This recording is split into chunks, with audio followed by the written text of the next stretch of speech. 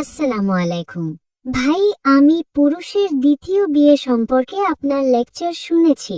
পুরুষরা একের অধিক বিয়ে করতে খুব পছন্দ করে এবং ইসলাম তাদের সেটার অনুমতি দেয়। এমনকি সেটার জন্যেও তাদের দরকার, তাদের প্রথম স্ত্রী দ্বিতীয় স্ত্রীর অনুমতির দরকার নেই যদি তারা তৃতীয় বা চতুর্থ বিয়ের জন্য যায়। আপনার কাছে আমার প্রশ্ন হলো যে নারীদের মধ্যে ধৈর্য কম থাকে এবং সামাজিক পরিস্থিতিতে যেখানে একটা পরিবার চালানোই খুব কঠিন, সেখানে যখন ব্যক্তি দুটো তিনটে করতে চায়, যদিও তারা জানে তারা তাদের সাথে ন্যায় বিচার করতে পারবে না, এমন অবস্থায় কিছু রাষ্ট্র এটাকে বাধ্যতামূলক আইন করেছে যে পুরুষ সেখানে যাওয়ার আগে প্রথম স্ত্রীর কাছ থেকে অনুমতি নিতে হবে। তারপরেও কি আপনি বলবেন যে সামাজিক পরিস্থিতি এড়িয়ে চলবো বা সম্পর্কের মধ্যে দুর্নীতি, যেখানে পুরুষরা বেশিরভাগই দ্বিতীয় বা তৃতীয় স্ত্রীকে অস্বীকার করে, অথবা তারা পরে সামাজিক চাপ বা পারিবারিক চাপের কারণে তাদের তালাক দেয়, আপনি কি এখনো বলবেন যে তাদের অনুমতির প্রয়োজন নেই? অথবা যদি তারা করে, এই পরিস্থিতিতে রাষ্ট্রের এমন আইন কি ধর্মীয়ভাবে অনুসরণ করা উচিত কিনা? বোন প্রশ্ন করেছেন যে অধিকাংশ পুরুষ দ্বিতীয় স্ত্রী রাখতে ভালোবাসে।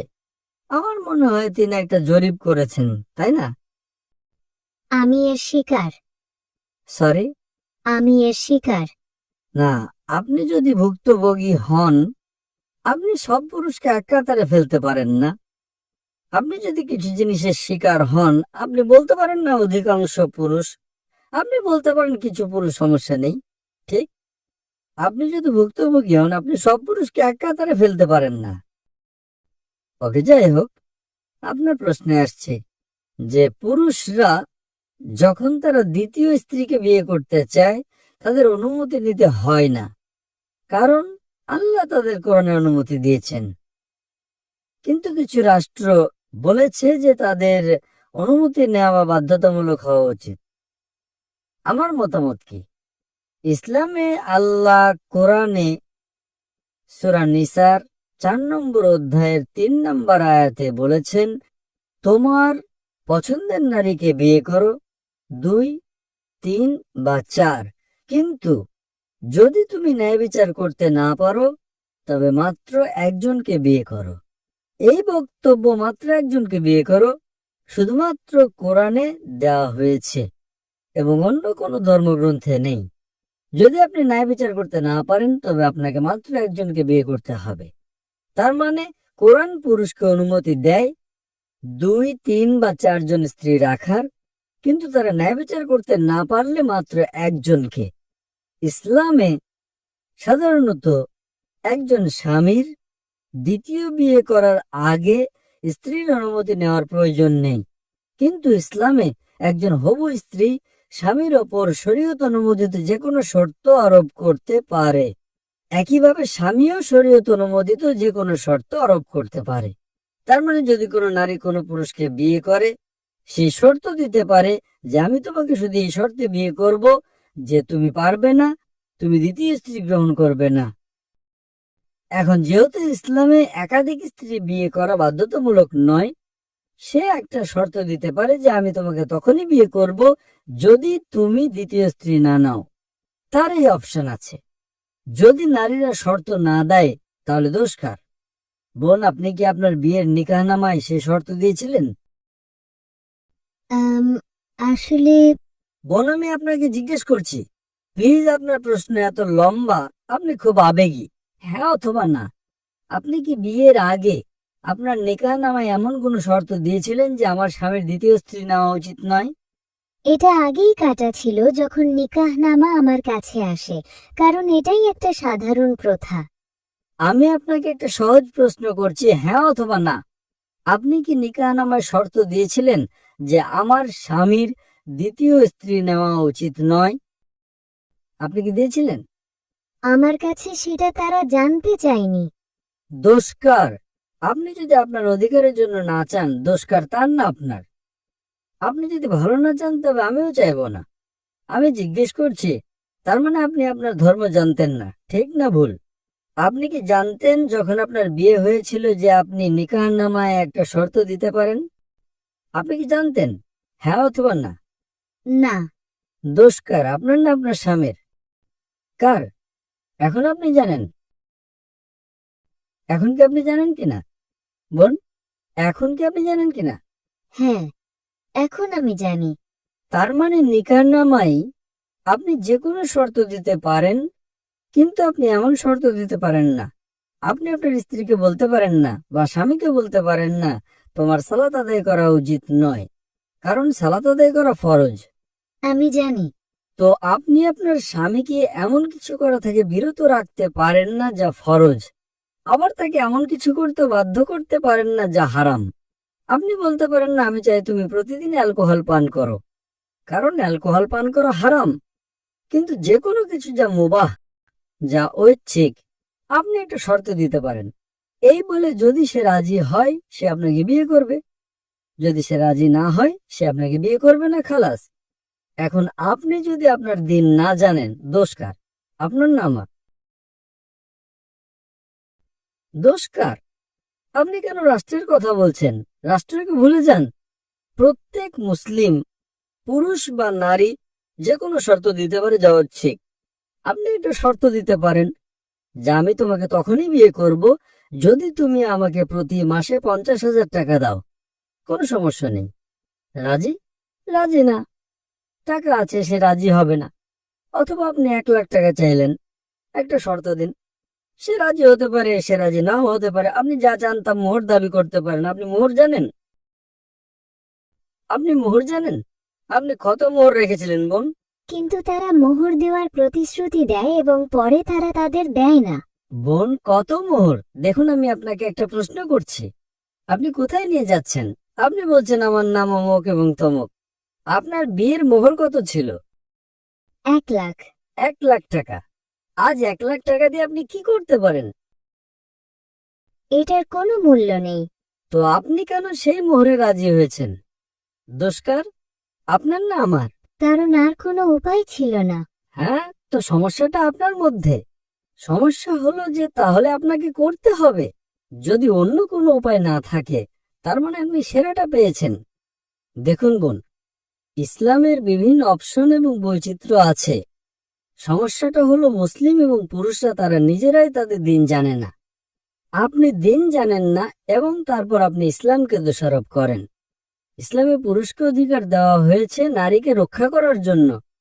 এবং এবং যদি আপনি আমার উত্তরটা শোনেন যে কেন ইসলাম একজন পুরুষকে একাধিক স্ত্রী রাখার অনুমতি দেয়, তা নারীকে রক্ষা করার জন্য। যদি প্রত্যেক পুরুষ একজন নারীকে বিয়ে করে, তাহলে এই পৃথিবীতে নারীরা অরক্ষিত থাকবে। কারণ বোন, আজ পৃথিবীতে পুরুষের চেয়ে নারীর সংখ্যা বেশি। আপনি কি সেটা জানেন? না। শুধু নিউ ইয়র্কে, শুধু আমেরিকা যুক্তরাষ্ট্রে পুরুষের চেয়ে 4.3 মিলিয়ন নারী বেশি আছে। জার্মানিতে একাই পুরুষের চেয়ে 1 মিলিয়ন নারী বেশি আছে। শুধু রাশিয়াতে পুরুষের চেয়ে 10 মিলিয়ন নারী বেশি আছে। যদি আপনার বোন বা আমার বোন রাশিয়াতে বাস করে এবং সেখানে 10 মিলিয়ন নারী আছে যারা স্বামী পায়নি, তাদের একমাত্র উপায় হলো তারা হয় এমন কোনো পুরুষকে বিয়ে করবে যার ইতিমধ্যে একজন স্ত্রী আছে, অথবা গণসম্পদ হবে। আপনি কি বুঝতে পারছেন? গণসম্পদ, ডক্টর জাকির, এটা খুব কঠোর শব্দ। এটা সবচেয়ে পরিষ্কৃত শব্দ যা আমি ব্যবহার করতে পারি। তাই বহুবিবাহ, একজন পুরুষের একাধিক স্ত্রী রাখার বিধান নারীকে রক্ষা করার জন্য দেওয়া হয়েছে, তাকে নিচে নামানোর জন্য নয়। সমস্যাটা হলো অনেক পুরুষ, অনেক মুসলিম নারী, তারা তাদের অধিকার জানে না। আমরা দোষী। আমরা আমাদের দিন খুব ভালোভাবে জানি না। আমাদের দিন, ইসলামে নারীর যে পরিমাণ অধিকার আছে তা অসাধারণ। অন্যান্য ধর্মে নারীকে টাকা দিতে হয়, ঠিক না ভুল? ভারতে সাধারণত যৌতুক দিতে হয়, ঠিক না ভুল? হ্যাঁ, ঠিক। আমাদের দিতে হয়। আপনি কি যৌতুক দিয়েছিলেন? আপনি কি যৌতুক দিয়েছিলেন? না। আপনি এটা পেয়েছেন, আলহামদুলিল্লাহ। তো ইসলাম অধিকার দিয়েছে যদি আপনার স্বামীর সাথে কিছু ঘটে থাকে এবং যদি সে ইসলাম মেনে না চলে, তবে উপায় আছে। আমি বলছি না, এবং আরো একটা কথা বোন, কারণ আমি একজন ব্যক্তি হিসেবে তাকে না শুনে রায় দিতে পারি না, সে এখানে উপস্থিত নেই। এটা গীবত, এটা গীবত। আপনাকে আমার পরামর্শ হলো গীবত ভুলে যান। সমস্যাটা কি? আমাকে একটা কথা বলেন, যদি স্বামী প্রতিদিন বাইরে যায়, বাইরে অন্য নারীর কাছে, যতক্ষণ সে বিয়ে না করে, অধিকাংশ স্ত্রী কিছু মনে করতো না, না না সমস্যা নেই, লুকিয়ে করো, পাবলিক যেন না জানে। ঠিক, আপনি আমেরিকায় যান, তারা থিত হওয়ার আগে 8 জন ভিন্ন ভিন্ন যৌন সঙ্গী রাখে। একজন ভালো মুসলিমা বলবে, আমি আমার মুসলিম বোনকে পাবলিক প্রপার্টি হওয়া থেকে আটকাবো, আমি স্বামী ভাগ করে নিতে কিছু মনে করব না, যদি সে একজন ভালো মুসলিমা হয়। আপনি কি বুঝতে পারছেন বোন? আপনি কি বুঝতে পারছেন? আমি বুঝতে পারছি, কিন্তু আমার জীবন নষ্ট করে ফেলেছে, আর আপনি বলছেন আমার দোষ? আমার মনে হচ্ছে আপনি মানসিকভাবে খুব উত্তেজিত, কারণ আপনার স্বামী দ্বিতীয় স্ত্রী নিয়েছে। না, এটা ইস্যু নয়, সমস্যা হলো সে তার সম্পর্কের দায়িত্ব নিচ্ছে না। এটাই সমস্যা। এটাই আপনার মাধ্যমে আমার বার্তা যারা এখানে আছে সবার জন্য। দয়া করে যদি আপনারা সম্পর্কের দায়িত্ব নিতে চান তবে ভালোভাবে নিন, সম্পর্ক ত্যাগ করবেন না। কারণ সম্পর্কের দায়িত্ব না নেওয়া মানে, যখন সে দ্বিতীয় স্ত্রীকে বিয়ে করেছিল সে কি বলেছিল সে দ্বিতীয় স্ত্রী কিনা? কিন্তু যদি সে আপনাকে কোনো কথা না বলে ছেড়ে চলে যায়, আপনি জানেন না সে কোথায়, সে আপনাকে আপনার হাত খরচ দিচ্ছে না, সে জানছে না আপনি কোন অবস্থায় আছেন, তাহলে? বোন বোন বোন এইসব কিছুর কোনো গুরুত্ব নেই, কারণ আমরা অপরপক্ষ না শুনে রায় দিতে পারি না। আপনি আপনার স্বামীর যতই সমালোচনা করেন। পয়েন্ট নাম্বার 1, একজন ভালো মুসলিমের জনসম্মুখে স্বামীর সমালোচনা করবে না। আপনি কি বুঝতে পারছেন? পাবলিক আমাকে চেনে না, পাবলিক সেই লোকটিকে চেনে না। আল্লাহ কোরআনে বলেছেন, ইন্নাল্লাহা মা সাবিরিন। নিশ্চয়ই আল্লাহ তাদের সাথে। এমনকি আমার স্ত্রী, সে যতই খারাপ হোক, আমি মাশাআল্লাহ, সে খুব ভালো, মাশাআল্লাহ, সে পৃথিবীর সেরা স্ত্রী। কিন্তু এমনকি আমার স্ত্রী যদি সবচেয়ে খারাপ স্ত্রী হতো, আমি কখনো তার সমালোচনা করতাম না, কারণ আমি জান্নাতে যেতে চাই। আমাদের প্রিয় নবী মুহাম্মদ সাল্লাল্লাহু আলাইহি সাল্লাম বলেছেন, সেরা মুসলিম সেই যে তার পরিবারের কাছে সেরা, স্ত্রীর কাছে।